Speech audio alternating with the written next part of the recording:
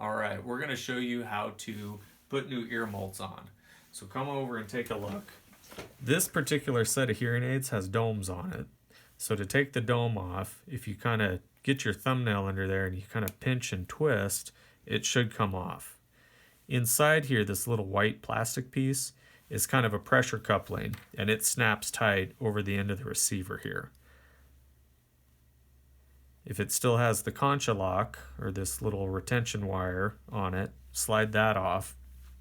And then this receiver is going to go into the ear mold. So to put this in, if it still has the serial numbers on it, those are going to go out away from the hearing aid.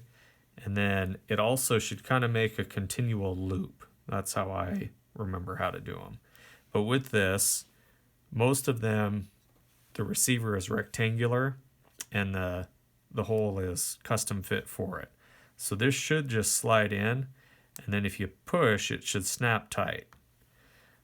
If some of these, this one is a little bit low here, so the receiver sits quite a ways down into it. If you need, there's a custom tool, and that'll push in there. What's nice with this tool is the other end is how to take it out. So if you need to change your molds, you take your filter tool. We're going to take out this filter,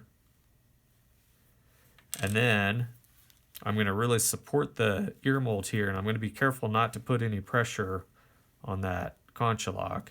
And you're just going to push in right on the receiver, and it'll snap it out. So that's how to get those on and off. If you get it upside down, that looks really uncomfortable. But if you do that, you can take this, push that back out, flip it back over, and then we'll reinstall this. And this time I'll show you how to use this.